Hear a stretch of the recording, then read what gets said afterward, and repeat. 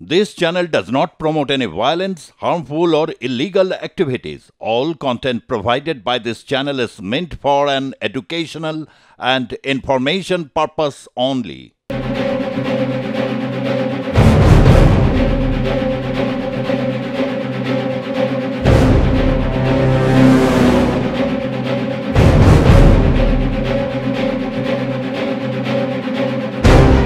হুগলি জেলার গুড়াব থানা এলাকার চোপা গ্রাম, এই চোপা গ্রামের বাসিন্দা অরুণ সামুই এবং তার স্ত্রী নীলিমা সামুই।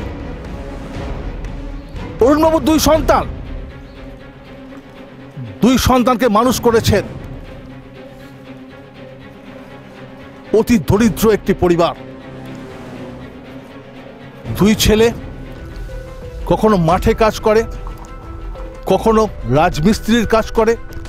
যখন যেটা পায় সেখান থেকেই তার রোজগার।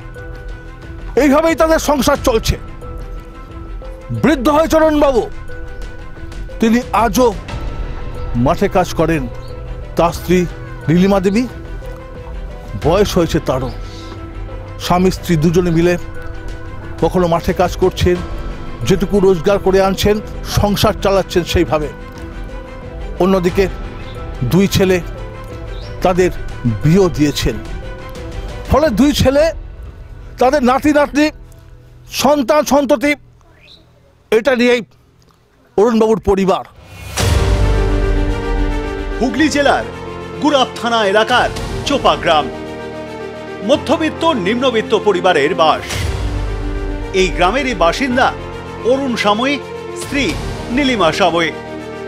অন্যের জমিতে কাজ করে জীবিকা নির্বাহ। তাদের দুই ছেলে, তারাও অন্যের জমিতে চাষ করে। কখনো বা দিন মজুর খেটে যা রোজগার হয় তাই দিয়েই সংসার চলে তাদের। আপনার কয় সন্তান? দুই সন্তান। কি নাম? সুজিত আর মনোজিৎ। ওদের রোজগারটা কি? ওই তো রোজগার, ওই ক্ষেত মজুর, রাজমিস্ত্রি জোগাড়ে যায়। দুই ছেলে যে যখন যেটা কাজ হয় সেটা, যে চাষের কাজেও যায় আর রাজমিস্ত্রি জোগাড়েও যায়। ওই করে তো সংসার চালাতে হয়। দুজনে বিবাহিত? দুজনেই বিবাহিত। ছোটর ওই তো দুটো মেয়ে আর বড়োর একটা ছেলে একটা মেয়ে। ভাই তোমরা? দু ভাই। কি করো তুমি? আমি মাঠে ঘাটে কাজ করি। আর এক ভাই তাই একই করে, রাজমিস্ত্রির কাজ করে। যখন যেটা পাই সেটাই করে সংসার চালাই আমরা। হ্যাঁ, আমিও যাই মাঝে মাঝে, রাজমিস্ত্রি জোগাড়ে যাই। 300 টাকা মাইনে দেয়, এইসব করি। ওইভাবে দুটো ছেলে মেয়ে মানুষ করছিলাম। সুরজিৎ এবং মনোজিৎ তারা মাঠে কাজ করছে, কখনো বা রাজমিস্ত্রির কাজ করছেন। দিনে হয়তো 200-300 টাকা রোজগার, তাই দিয়ে তাদের সংসার চলছে। হয়তো অভাব থাকতে পারে, তবুও তারা নিজেদের সংসারে, পরিবারের মধ্যে সবসময় হাসির ছোঁয়াটা রেখেছেন। সুজিত আর মনোজিৎ দুই ভাই, দুজনেই বিবাহিত। সুজিতের 2 মেয়ে এবং মনোজিতের 1 ছেলে 1 মেয়ে। দুই ভাইয়ের সন্তানরা খুবই ছোট। দুই ভাই কাজে চলে গেলে বেশিরভাগ সময়টাই দাদু ঠাকুমার কাছেই থাকে তারা। দিন আনা দিন খাওয়া বলতে গেলে। দুটো ছেলে মেয়ের 800 টাকা মাইনে, মাসে মাইনে দিতেই পয়সা চলে যেত। তার উপরে রোগ জ্বালা, ডাক্তার দেখানো সবই। তো কষ্ট করে মানুষ করছিলাম। মেয়েটা আমার, ছেলে 5-এ পড়ে, এই তো পরীক্ষা দিয়ে এলো। মেয়েটা 1-এ পড়ে, শিশু 1।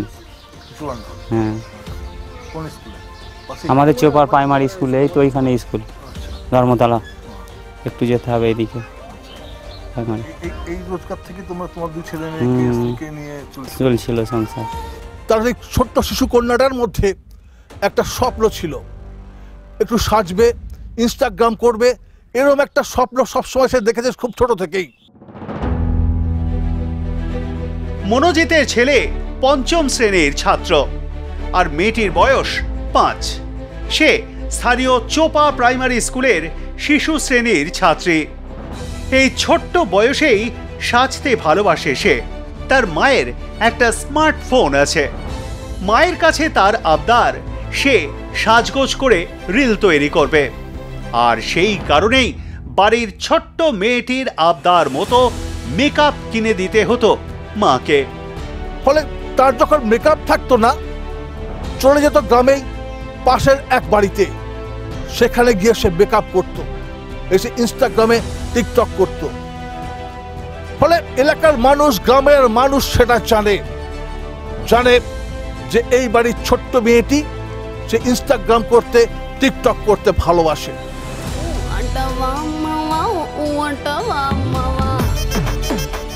তার সেই স্বপ্নকে অন্তত বাস্তবে রূপ দেওয়ার চেষ্টা করেছে তার পরিবার। যখন যেটা চেয়েছে সেটাই এনে দিয়েছেন তার বাবা কিংবা দাদু। সেই জায়গা থেকে ছোট্ট মেয়ের বায়নাটা কখনোই তারা সেভাবে রাখেননি। চেয়েছেন তার স্বপ্নকে সামনে আনতে, চেয়েছে তার যে আদর্শ, সেই আদর্শকে সবসময় সামনে রাখতে। ফলে সেই জায়গা থেকে সেই মেয়েটি যখন যা বলেছেন সেটাকেই বারবার তাকে যোগান দিয়েছেন তার বাবা, তার দাদু। ওই টিকটক করে আর কি, ইনস্টাগ্রামে আমি সেজে গুজে আসবো, ওর মেকআপ শেষ হয়ে গেছে, বড় মাদের বাড়ি যাচ্ছি আমি বললাম যা, এই সামনে, বললাম যা চলে আসবি। ওর যাদের বাড়ি যাইদের বাড়ি, ওদের বাড়িতে ছোট থেকে যাওয়া আসা করে, ফোন করে দেয় বাড়ি এলে, নাহলে ওরা কেউ দিতে আসে। সেদিন ওরা ফোন করতে ভুলে গেছে। সেদিনকে সন্ধ্যেবেলা মেয়ে আর ছেলে কি কোথায় ছিল? গত রবিবার দিনকে ছেলে বাড়িতে ঘুমোচ্ছিল, ছুটি ছিল, বিকেলে পড়া থাকে। আর মেয়ে মায়ের সঙ্গেই ছিল। মেয়ে বললো মাংস খাবো, আমি মাংস কিনতে গেছি। ওদের বাড়ি সাজতে যাই। রোজ বিকেলবেলা সাজে ওখানে? হ্যাঁ, রোজ বিকেলবেলা, একদিন দুদিন ছাড়াই সাজে। ও ভিডিও ইনস্টাগ্রামে একটু রিল করে, মেয়েটা একটু নেশা আছে, ও রিল করবে বলে সাজতে গেছে। মাকে বলে সাজতে যাচ্ছি, মা জানে পাড়ার মধ্যে গেছে, সাজতেই গেছে।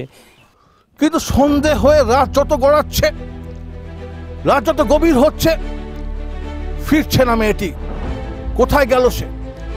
বাড়ির একমাত্র ছোট্ট মেয়ে কোথায় যেতে পারে? পরিবার খুঁজতে শুরু করেছে, সমস্ত জায়গায় তারা খুঁজে বেরিয়েছে, কিন্তু কোথাও তার খোঁজ পাওয়া যায়নি। ফলে সেখান থেকে একটা স্বপ্ন তার যে ছিল, সে বাড়ি ফিরে আসবে, ইনস্টাগ্রাম করবে। রাত গড়াচ্ছে, মাংস রান্না হয়ে গেছে, এবার সে খেতে বসবে, কিন্তু কোথাও তার খোঁজ পাওয়া যাচ্ছে না। আমি বাজার থেকে এসেছি 10-15 মিনিট 20 মিনিট বাদে যা হোক এসেছি। এসে বলছি আমার মেয়ে কয়? মা বলছে মেয়ে ওদের বাড়িতে আছে। ওদের বাড়িতে থাকে, রোজ দিয়ে যায়। আজ এত বছর, 5-7 বছর বয়স হচ্ছে, দিয়ে যাচ্ছে। আমরা আর খোঁজ করিনি। যখন তরকারি মাংস রান্না হয়ে গেছে, তখন ও নিজে ফোন করছে যে আমার মেয়েকে পাঠাও। ওরা বলছে মেয়ে চলে গেছে। তখন আমাদের মাথায় বজ্রঘাত পড়ে গেছে। তখন এখানে আমার বাবা মা থাকে, টিভি দেখে, দেখছি ছেলে আর আমার ভাইয়ের মেয়ে শুয়ে আছে, আমার মেয়ে নেই। স্কুল ছুটি হয়ে গেলেই ছোট্ট মেয়েটি ছুটতে চলে আসতো বাড়িতে। বিকেল হলেই মায়ের কাছে আবদার সাজিয়ে দেবার জন্য। বাড়িতে মেকআপ না থাকলে মেয়ের আবদার রাখতে তার মাকে ছুটে যেতে হতো পাশের বাড়িতে। আবদার তার কম নয়, কিন্তু চাহিদাও যে খুব বেশি তাও নয়। মাত্র 5 বছর বয়সে সে যেমন রিল তৈরি করতে জানে, তেমনি এটাও জানে যে তাদের পরিবারের সচ্ছলতার অভাব। তাই এই বয়সেও তার চাওয়ার মধ্যে ছিল মাপকাঠি। সেদিন বিকেলবেলা কি হয়েছিল? বিকেলবেলা আমরা স্বামী স্ত্রীতে কলাই, আমরা একটা বরবটি কলাই চাষ করেছিলাম, কলাই তুলতে গেলাম। কলাই তুলে নিয়ে আসার পর নাদিনী আমাদের কাছে এইখানেই ছিল। নাদিনী তখন বাজেই ধরুন 5টা নাগাদ হবে। এবার 5:30টার সময় আমরা একটু মোড় মাথায় বেড়াতে যাই। ওখানে বেড়াতে যাচ্ছি, তখনও আমার নাদিনী আছে। আমার সঙ্গে কথা বলে 5:30টার সময় আমি যখন যাচ্ছি, আমার নাদিনী আমাকে জিজ্ঞাসা করলো, আমাকে দাদা বললো দাদা কোথায় যাবে? আমি বলছি মোড় মাথায় যাবো। বলছে আমার জন্য ফুলকপি নিয়ে আসবে। আমি ফুলকপি খেতে পারবো না।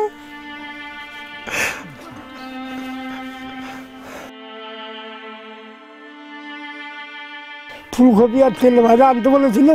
আমি সেসব নিয়ে এসে আমি জিজ্ঞাসা করছি ও ঠাকুমাকে যে সে কয় বলছে, ও বলছে যে ও মা বাবার কাছে আছে। তাহলে মা বাবার কাছে আছে, থাকুক, আসবে তো, ও তো আমাদের কাছে শুয়ে থাকে। আমি বলছি তাহলে আসুক, এলে পরে তখন খাবে। তারপর ওর বাবা এসে ছেলেকে ডেকে নিয়ে গেল, মাংস রান্না করেছে। এবারে আমার এসে বলছে, মাকে জিজ্ঞাসা করছে আমার মেয়ে, বলছে আমার মেয়ে তো আমাদের ঘরে বৈকাল থেকে আসেনি। ব্যাস তখন আমাদের খোঁজাখুঁজি পড়ে গেছে। আমি এ পাড়া ও পাড়া সব চারদিকে খুঁজতে গেছি, ওরা এইদিকে খুঁজতে গেছে। গত 24 নভেম্বর সন্ধেবেলায় ছোট্ট মেয়েটি বাড়ি থেকে বেরিয়েছিল। বেরিয়ে পাশেই একজনের বাড়িতে গিয়েছিল মেকআপ করতে। তখন এখানে বসে আছে এই পরিবারেরই একজন সদস্য অশোক সিং। সবসময় সেই পোস্টের গোড়াতে এখানেই বসে থাকেছে। সে দেখেছে ছোট্ট মেয়েটি যখন হেঁটে চলে যাচ্ছে, আবার ফিরতেও দেখেছে। কেউ কেউ বলছেন অশোক যখন এখানে বসে আছে সেই সময়তে কোনো একটি 13 বছরের বালিকা তার নাকি হাত ধরে টানাটানি করেছিল অশোক। এরপর একটি টালির টুকরো দিয়ে তাকে মারতে গিয়েছিল সেই কিশোরী। তার হাতটা নাকি ছেড়ে দিয়েছিল অশোক। আর সেই সময়তেই এই পথ দিয়ে নিজের বাড়িতে ফিরছিল ছোট্ট ফুটফুটে মেয়েটি। তারা বলছেন ওই সুযোগকে কাজে লাগিয়ে অশোক ছোট্ট মেয়েটিকে হাত ধরে তার ঘরে নিয়ে যায়। ওকে যখন টানাটানি করছে, এখানে তখন বাচ্চা মেয়েটা দাঁড়িয়ে আছে। ও দেখছে, ও মনে হয়তো কোথায় হ্যাঁ এখানেরই মেয়ে, মানে ওই মানে আগের মানে এই রাস্তা দিয়ে বাজার করতে যায়। আচ্ছা, ওকে ধরেছে হাতটা এইখানেই ধরেছে, এই জায়গাতেই ধরেছিল। এই জায়গাতে হাতটা ধরেছিল। প্রথম কিছু না পেয়ে একটা ইট ধরেছিল। তখন না ওই মেয়ে বড় মেয়ে, মোটামুটি 12-13 বছর বয়স। আচ্ছা, তখন ইটটা ধরার পর ও হাতটা ছেড়ে দেয়।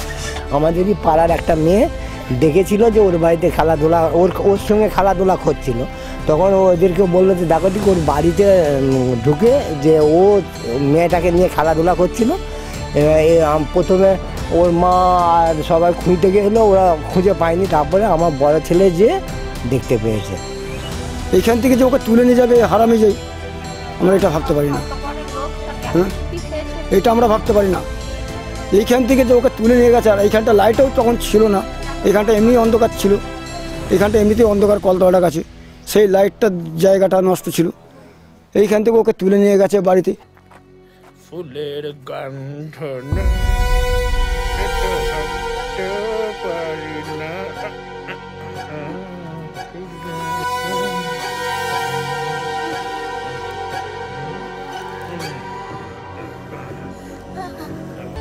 এদিকে ক্রমশ সন্ধ্যা হয়ে এলেও মেয়ে আর বাড়ি ফিরছে না।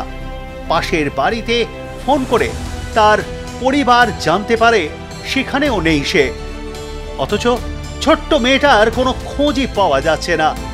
রাত বাড়তে থাকলেও খুঁজে পাওয়া যাচ্ছে না ছোট্ট ওই মেয়েটিকে। এলাকায় ততক্ষণে বিষয়টি জানাজানি হয়ে গিয়েছে। গ্রামের মানুষ খুঁজে বেড়াচ্ছে এক রত্তি মেয়েটিকে, কোথাও সন্ধান পাওয়া যাচ্ছে না তার। ফুলের গন্ধ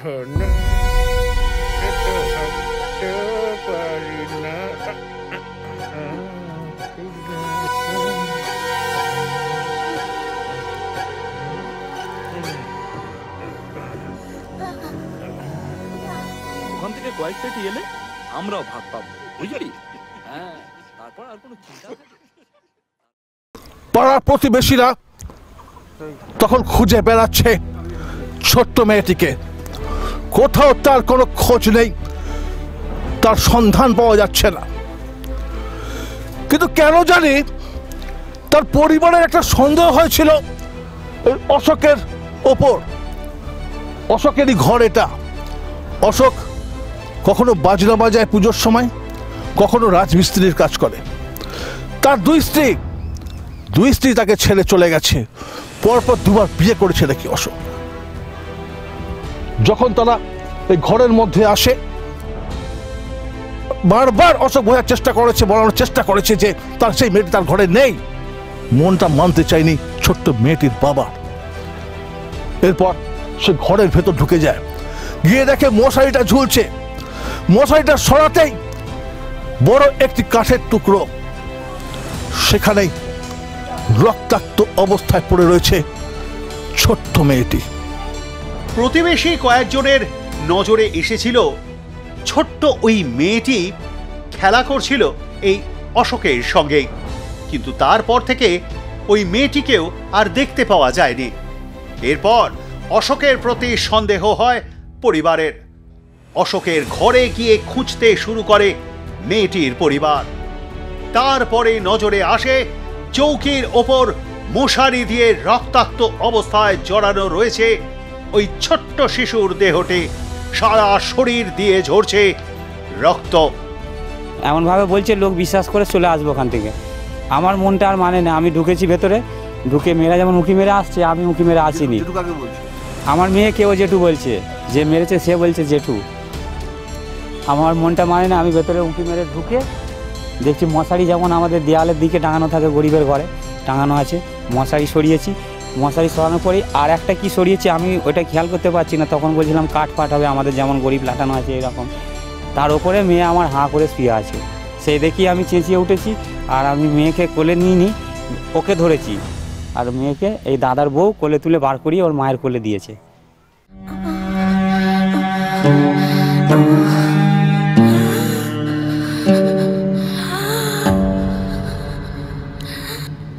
মেয়েকে একদম রক্তই রক্ত সব কিছু দিয়ে, এবার আমি ওকে দু চার গাছ মারবে বলে ইয়ে করছে। আমি মেয়েকে নিয়ে চলে গেছি, ওকে আমি মারতে পারলাম না। আমার জীবনে একটাই কষ্ট, মেয়েকে সবাই বলছে বাঁচাও। গোপাল, শিবু শিবু, এই মেয়েটার অবস্থা কিন্তু খুব খুব খারাপ, এক্ষুনি হাসপাতালে নিয়ে যেতে হবে। হ্যাঁ গোপাল, গোপাল তুই একটা কাজ কর, টোটো বা ভ্যান যা, যা যা যা, তাড়াতাড়ি যা, তাড়াতাড়ি যা। এই তো টোটো এসে গেছে। এই তো, হ্যাঁ হ্যাঁ হ্যাঁ, সবাই মিলে ধর, সবাই মিলে ধর, ধর ধর, আস্তে আস্তে, আমার ফিরতে দেরি হবে। ঠিক আছে, তুমি সাবধানে যাও। ঠিক আছে, হ্যাঁ সাবধানে যাও। হ্যাঁ চলো, তাড়াতাড়ি চল, তাড়াতাড়ি চল। তো আমার শরীর গোটা রক্তই ভিজে গেছে। এই প্যান্টই পরেছিলাম, এই তো কেচে দিয়েছে, সব রক্ত ভিজে গেছে। পুলিশের গাড়িতে রাস্তায় তুললো, পুলিশ দাঁড় করিয়ে ধনেখালি থানায় হাসপাতালে নিয়ে গেলাম। ওখানেও বেডে রক্ত। ডাক্তার আমাকে বললো আপনার মেয়ে নেই, মারা গেছে। পরিবারের বুঝতে অসুবিধে হয়নি, 5 বছরের ছোট্ট শিশুটিকে ধর্ষণ করে খুন করেছে এই অশোক। শুধু তাই নয়, সে নাকি এই দেহটিকে বাড়ির পাশে পুকুরে ফেলে দেওয়ার পরিকল্পনাও করেছিল। এই অশোক নামের ছেলেরা যারা এইভাবে দিনের পর দিন ছোট ছোট শিশুদের উপর নির্যাতন করছে, তাদের কঠোর সাজা হোক।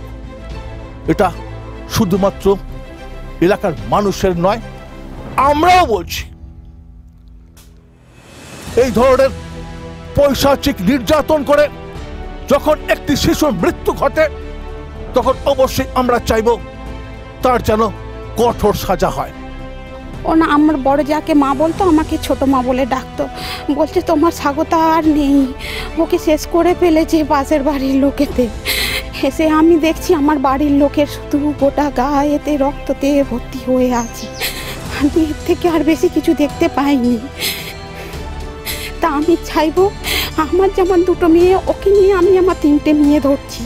যেমন অপরাধী শাস্তি, আপনারা ওর জন্য শাস্তির ব্যবস্থা করুন তাড়াতাড়ি, যাতে আমাদের মেয়ের আত্মার শান্তি পায়। এর থেকে আপনাদের কাছে আমরা আর কিছু বেশি আশা করি না। যেন 2 বছর 3 বছর ওইটা যেন না হয়, যেন আমরা চাই 2-1 মাসের মধ্যে, 15 দিনের মধ্যে যেন ওর এই শাস্তিটা হয়। কারণ আমাদের যাবার চলে গেছে, আর অপরাধী ঘুরে বেড়াবে, জেলখানায় থেকে থেকে খেয়ে মোটা হবে, সেটা যেন না হয়, এটাই আপনাদের কাছে অনুরোধ করছি। আমরা চাই ওই অপরাধ কঠিন জনশাস্তি হয়, আর ওর এনি টাইম সরকার জনকে ফাঁসি দিতে পারে। আর সরকার যদি না দিতে পারে, ওর বিরুদ্ধে যে কোর্টে যে জজ মানে উকিল যে দাঁড়াবে, আর ওকেও যদি কোনো উকিল যদি বদমাশি করে, ওর হয়ে কেউ দাঁড়ায়, সেদিনই কোর্টে ওকে মেরে দেবো আমরা। পুলিশ গ্রেপ্তার করেছে অশোককে। তার যে নিষ্ঠুর যে কামনা, সেই কামনা থেকে এইভাবে একটি দুধের শিশুর মৃত্যু হলো। মানতে চাইছিল এলাকার মানুষ, তারা চাইছেন না অশোক যেন আবার এই গ্রামে ফিরে আসে। আমি একজন জনপ্রতিনিধি হিসাবে এখানে এসেছি এবং আমিও চাই যে এই মর্মান্তিক ঘটনা, সেই দোষী ফাঁসি, এটা আমরা সকলে চাই, কারণ এটা আমরা কেউ মেনে নিতে পারছি না। তার ফাঁসি চাই। সারা জীবন বাবা মারা কাঁদবে, এমন শাস্তি দেবেন যেন পৃথিবীর সমস্ত পুরুষ দেখে হাঁপিয়ে ওঠে। কেউ আর এরকম কাজ যেন করতে সাজা ওদেরকে এনকাউন্টার করতে চাই, ফাঁসি দিন। জেলখানা কি হবে? ফাঁসি যদি না দেয়, পুলিশ যদি না দেয়, জেলখানা আমরা চাইবে না, খালা তাকে জেলে ঘুমুবে। এলাকার মানুষ চাইছেন কঠোর সাজা হোক অশোক, এমন সাজা হোক যে সাজা দৃষ্টান্ত হয়ে থাকবে, যাতে এইভাবে কোনো পরিবারের কোনো বাবা মা সন্তান হারা না হয়, এইভাবে কোনো মেয়ের মৃত্যু যেন না ঘটে। তাই কঠোর সাজা চাইছেন এই গ্রামের মানুষ।